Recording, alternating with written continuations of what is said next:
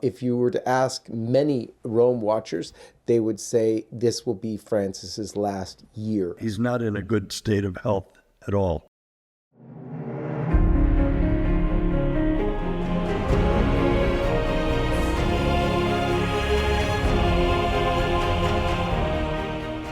Hey, my friends, it's like Christmas every day in America with more and more changes coming out of the new administration.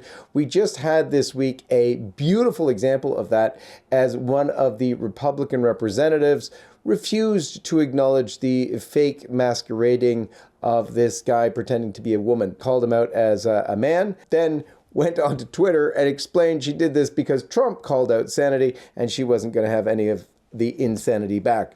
Also, this week we have the Pope blowing up on immigration, not only in word, but also in installing people, bishops that is, who counter the Trump agenda. And that was exactly what we predicted in the last show here, where we, LifeSite, heard, Father, actually you informed us that there would be these appointments. And sure enough, it seems that's materializing. We're going to get into all of that. Also, Canada, it looks so much crazier in light of a revolution in the United States for sanity that Jordan Peterson has gone off and he's mad. Father Charles Murr, Frank Wright, so good to be with you both. Hello again. Always an honor and a pleasure. Thank you. So, my friends, we had a big week with immigration. Pope Francis just swinging with a new letter, a surprise letter to all the U.S. bishops. Bishop Strickland did a really good thing where he was able to praise Trump for the good he did. Various bishops, though, in the United States, most notably just now the Wisconsin Conference, also Burbidge did,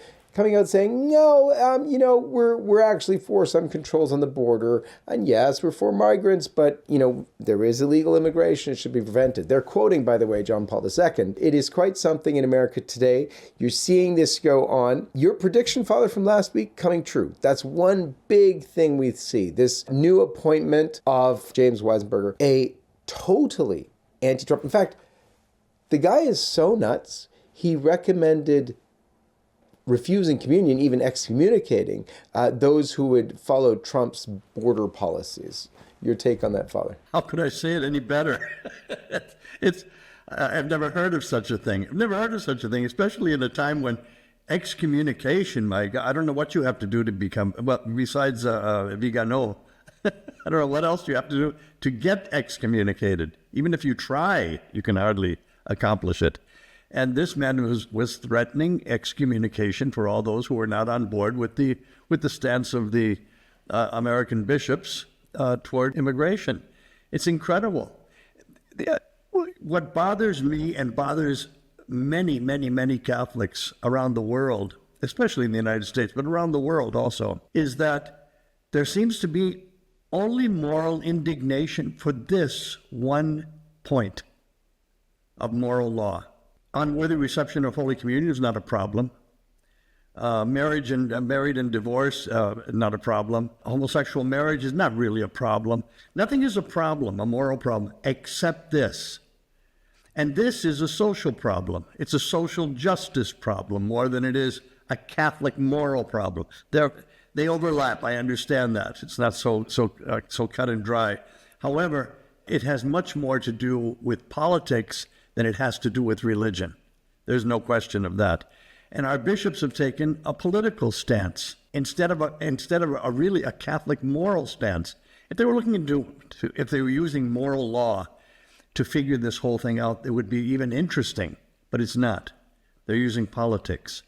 This is a shame. It's really a shame. Something else is a shame too, and that's the factor of money that's involved in all of this. When funding was cut off, all of a sudden we hear from our bishops as a collective body how immoral this is. Where have they been on abortion?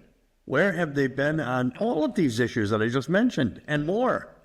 Silent. This, all of a sudden, is a problem. Not only is the liberal establishment, as is, having to double down and openly announce what it stands for with this new common sense revolution, it is doubling down, and in doing so it shows what it really stands for, which is what you might call the liberal global agenda, or what the American common sense revolutionaries themselves say is a worldwide project of global social revolution. As Father Murr correctly points out, This is far more political than it is in fact Catholic. Former popes such as Pope Pius XII have said it's quite legitimate for nations to treat their differences as a sacred inheritance and guard them at all costs. These things should be uncontroversial from a Catholic point of view.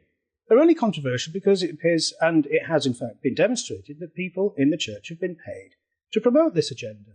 And this is the reason why it has been promoted not just in the Church, but around the world, in places like Russia and Iran, as well as Eastern Europe, and in Britain and in Ireland, of course.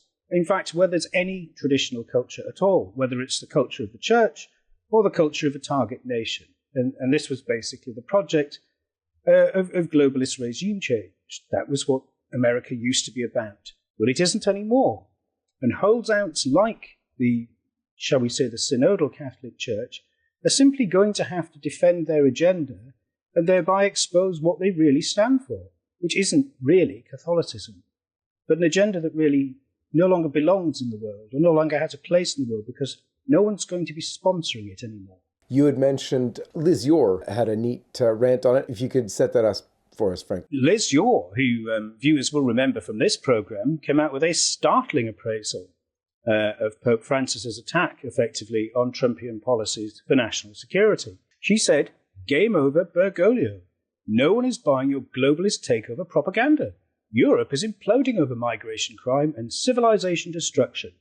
She said American Catholics aren't fooled or persuaded by your Davos, UN, Bilderberg blather.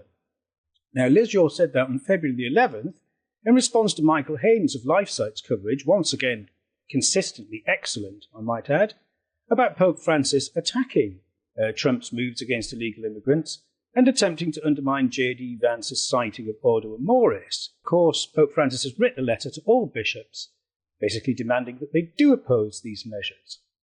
And so this has led to something of a storm, and it's a storm between one view of the world and another, and it would appear that it is the Church's view, under Pope Francis, that has the least to do with the Catholic tradition. Well, we might not be having that much more of Pope Francis in the news this week. This past week, we saw for the third time Pope Francis have to stop reading his notes. He's got bronchitis, yes, but I did a report with our LifeSite Rome correspondent Michael Haynes about all the different incidences just in the past year, half year even, that Francis has shown a very significant decline. If you were to ask many Rome watchers, they would say this will be Francis's last year. My point in all of that always is we have to pray for his conversion, more so than ever now. I believe very strongly our Lord's words, it would be better for you than you have a millstone tied about your neck than you confuse these little ones. And when he said the millstone, he was talking about throwing you in the sea. And I don't want that for anyone, let alone Pope Francis. And so we really do need to pray. I'm sorry if that's a stark way to throw it to you, Father, but go ahead. There's another complication to add to that. He has bronchitis, and he's been afflicted with bronchitis for quite some time.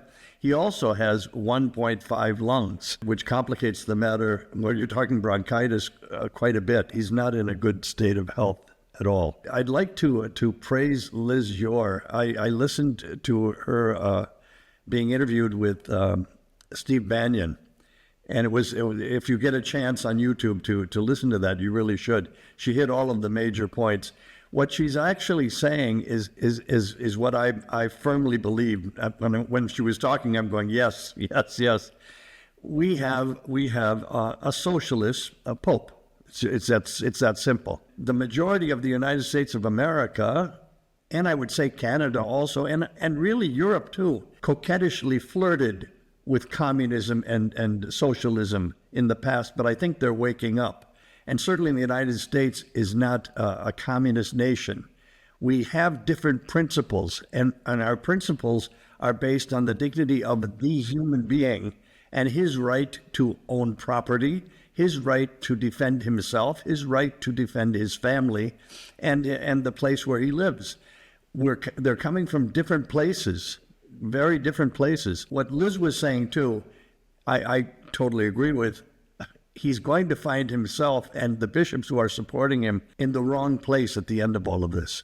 It's not going to be it's not going to be the Catholic Church's stance, because it's not that already, and it's not even going to be politically wise if that was his choice. If you want to talk about decline, you could talk about the decline in the teaching of the Catholic tradition, because I'm not an expert Thomist, but apparently Edward Fazer is regarded as probably the best living scholar of St. Thomas Aquinas.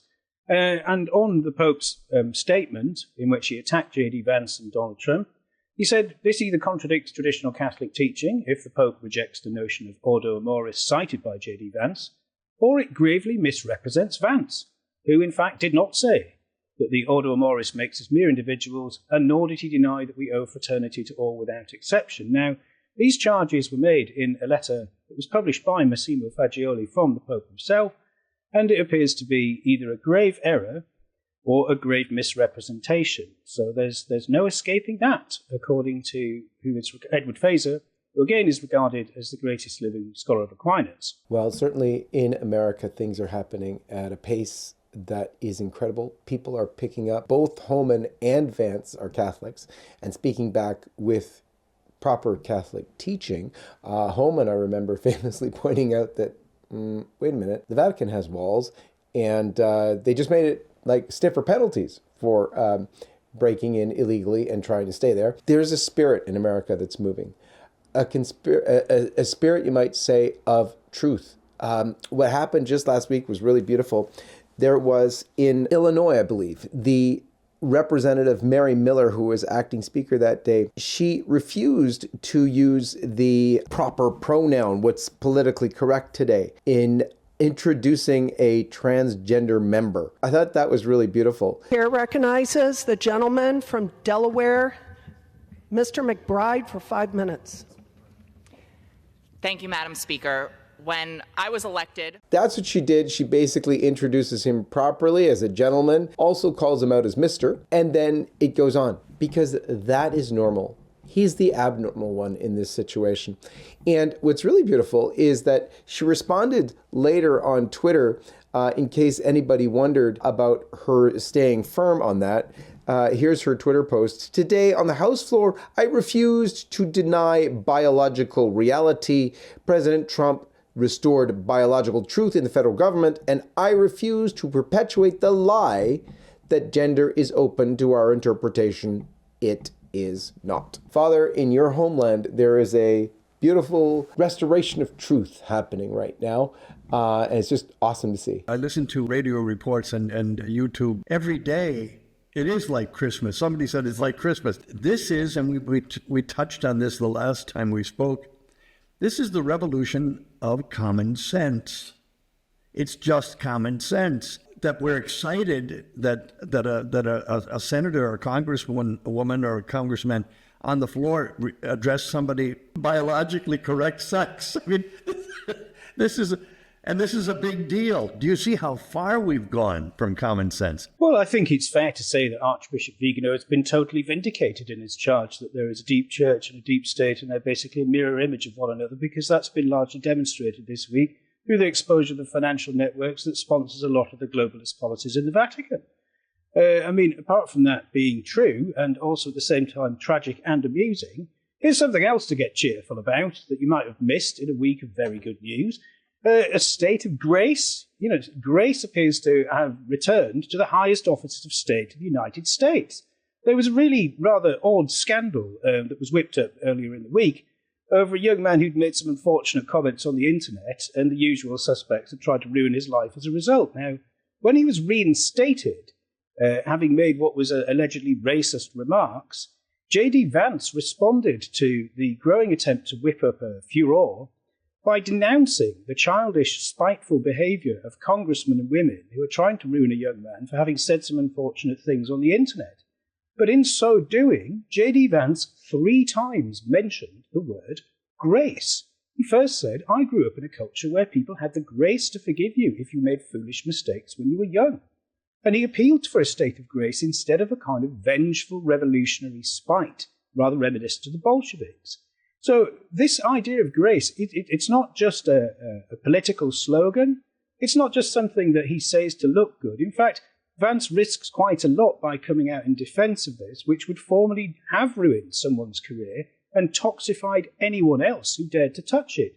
Times have changed, and they've changed not only because of politics and slogans or even hard limits of military and economic power, but they've also changed because people in politics now, like J.D. Vance, genuinely believe in saving grace. Now, that's a remarkable change from the past. For U.S. residents, creating a will has never been easier. Thanks to My Legacy Will, an online platform free of charge, you can now create your own will and choose to include LifeSite News in it, specify where your funeral will take place, the number of masses to be offered for your soul, and how your estate will be distributed. We would be deeply grateful if you remembered LifeSite News in your will. Visit mylegacywill.com/LifeSite News. Thank you for your support, and may God bless you. That restoration of sanity in America is, I have to say, for Canada, where I am in, making the disparity so great that Canadians are feeling they can't stand it any longer, which is good because this is an election year for Canadians and we've got to do something very different. And you can tell how upset Canadians are by listening for a second to the famous Canadian, Jordan Peterson. He's really mad. Watch. Enough pathetic celebrity wannabe pandering to the international elites of Davos, and for good measure, the utterly degenerate UN. And it is true. It is true that our leaders in Canada, very much like the Biden administration, hate Canada, like Biden hated America. And others, you could say, even in the church, who hate America. But we've said that before many times.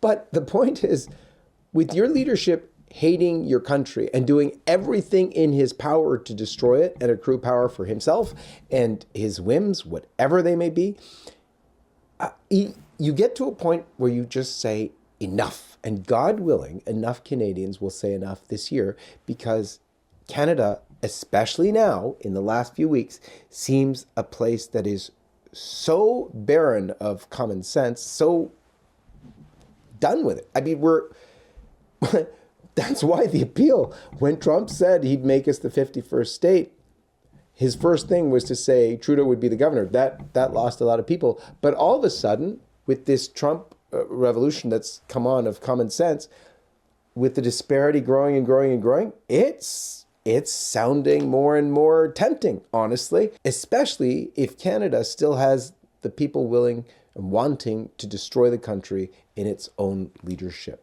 Frank, you're very political. What do you have to say to that? The reason why all your governments are fake and gay is not because people like them. It's because the US aid system, if you like, has exposed the fact that these have all been sponsored. And that was basically what you would call Project Global.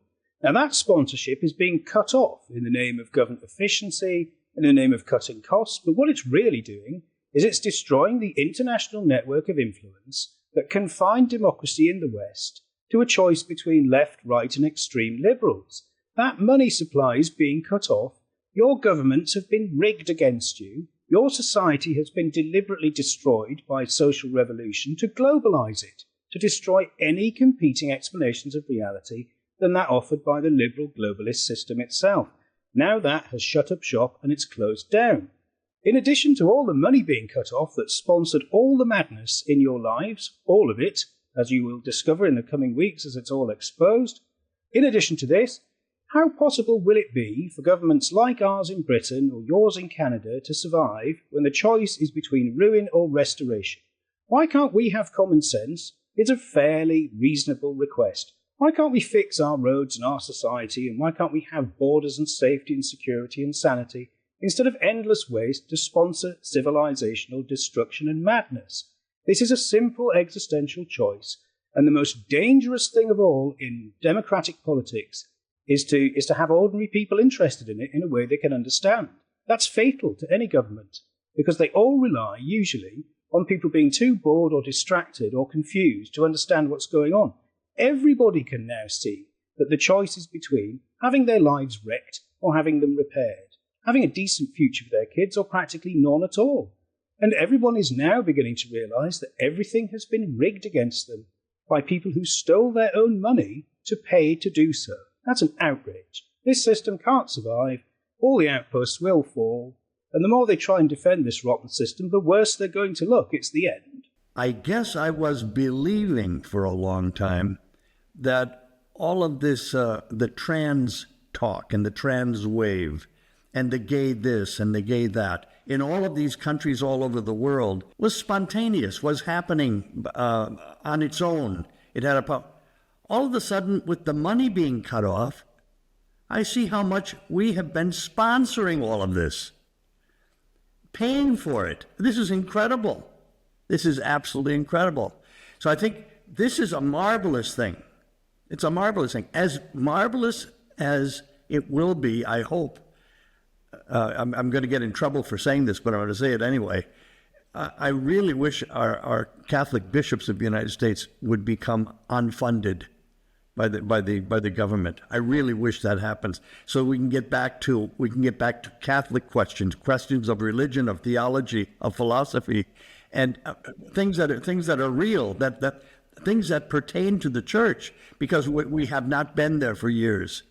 This social justice, I was going to say nonsense. It's not nonsense. Well, you understand what I'm saying. Certainly social justice has a place in Catholicism, and we stand up for the rights of individuals, and for everyone.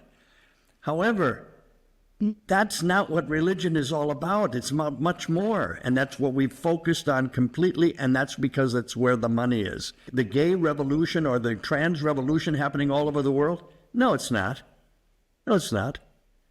Take away the money and just see what happens. Defund, and you'll see what happens. So these are great times. These are great times to be alive, because a lot of things are happening, and up until now, all for the best. God willing, they continue that way. This is remarkable. It's wonderful. It's really wonderful. It seems so much of this show has been good news, and we always save the good news for the end, but even on Super Bowl Sunday, there were good news at the halftime show, which is usually crazy. But one of the ads on the Super Bowl this year was a very pro-life ad. Watch this. Let's get you home. Almost heaven. West Virginia, Blue Ridge Mountains, Shenandoah River. Life is older than the trees, younger than the mountains, growing That's like my little a man. breeze. That's your boy? Yeah, I can't wait to get there, man. Country roads, take me home to the place I belong.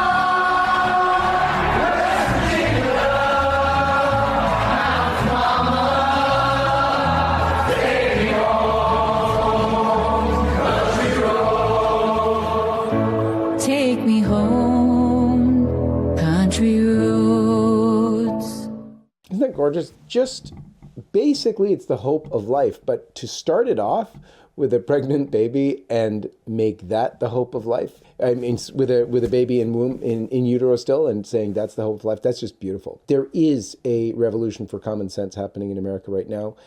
It's being recognized everywhere. There are a lot of people who are upset about it, I'm sure. Hopefully it sparks in the mass of humanity, particularly in Canada and Europe, some recognition of, hey, we need to do something similar so that we can have our country, our towns, our cities back. Father, thank you so very much. Frank, thank you. Father, I'm going to ask you to give us your blessing in closing. Certainly. Dominus vobiscum et cum spiritu tuo. Benedictio Dei omnipotentis, Patris et Filii et Spiritus Sancti, descendit super vos et manet semper. Amen. Amen. Thank you, gentlemen. Thank you. Thank you. Aloha, everyone. This is Jason Jones for LifeSite News. We hope you enjoyed this video. For more content like this, check the link in the description.